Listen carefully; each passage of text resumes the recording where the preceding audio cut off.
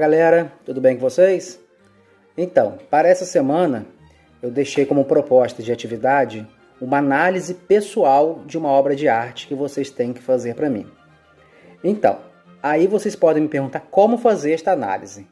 Eu vou passar para vocês alguns pontos que vocês devem seguir na observação de uma obra para vocês conseguirem fazer esta leitura, certo?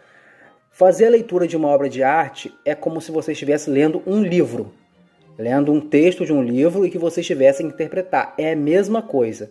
A obra deve ser interpretada da mesma maneira. Vocês vão observar vários detalhes que existam nessa obra para poder compreender aquilo que o artista quer falar para vocês. Ok? A arte, de vez em quando, pode ser considerada uma coisa chata, assim como um livro pode ser considerado chato, se vocês não tiverem a devida compreensão do que aquela obra de arte está querendo passar para vocês.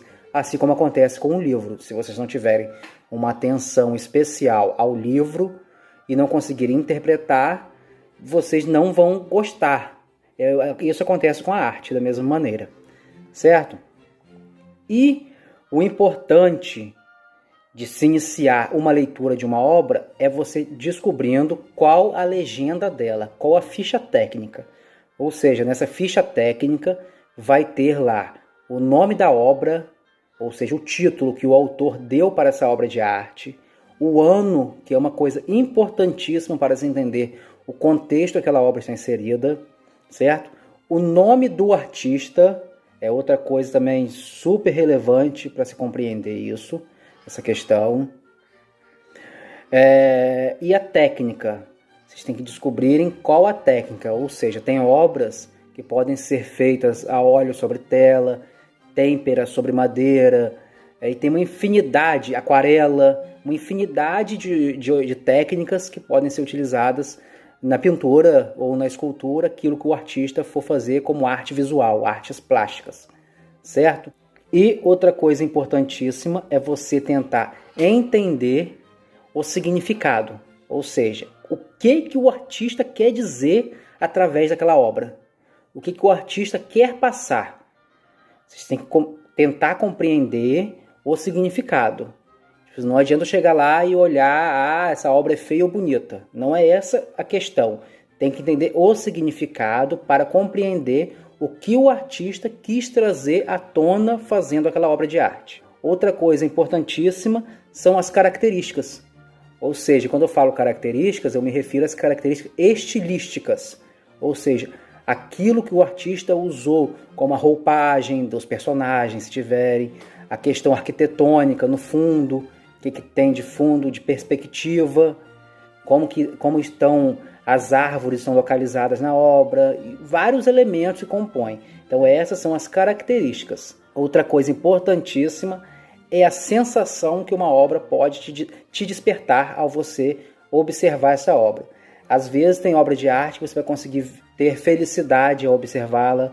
Às vezes você vai ter ódio, raiva, alegria, vários sentimentos essa obra pode te provocar.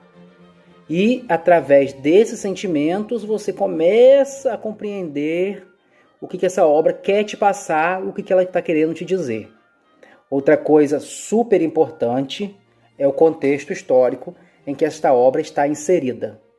Porque às vezes a obra pode ter um cunho crítico, pode ter um cunho político, social, ou pode ser também uma obra encomendada por alguém, de um autorretrato, por exemplo. Isso era muito comum no século XIX ou no século XVIII, porque até então não existia fotografia, então as pessoas se utilizavam dos artistas para reproduzirem, os seus autorretratos e colocarem nas suas salas e assim por diante, por não existir a fotografia. Então, contexto, vai que a obra seja de guerra, alguma coisa assim, vai que a obra, por exemplo, nós temos aqui no Brasil, A Independência do Brasil, é uma obra de um contexto histórico, de um fato importantíssimo para a nossa história. Então, todos esses pontos que eu falei para vocês, é preciso analisar antes de vocês colocarem no papel. Depois de vocês terem a noção exatamente do que essa obra quer dizer, vocês vão passar para o papel. Então, pessoal, A obra que eu escolhi para vocês fazerem a análise pessoal é uma obra chamada A Rufus, de um artista brasileiro chamado Belmiro de Almeida. Esse artista nasceu na cidade do Cerro, em Minas Gerais, ainda no século XIX, exatamente em 22 de maio de 1858. Esse artista estudou artes, portanto, ele, além de ter a sua habilidade artística já como autodidata, ele também estudou, ou seja, ele tem uma formação acadêmica em artes. Estudou no Liceu de Artes e Ofícios do Rio de Janeiro. E logo que ele era tão talentoso que logo foi reconhecido e passou a estudar na Escola Imperial de Belas Artes. Era uma escola muito importante na época do Brasil Imperial, que formava artistas.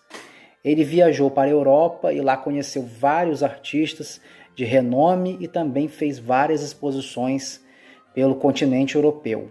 E ele ficava entre a Europa, entre a França, em especial, na cidade de Paris, e o Rio de Janeiro.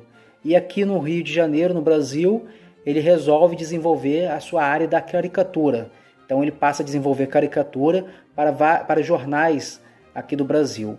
E também ele trabalha na escultura aqui no Brasil.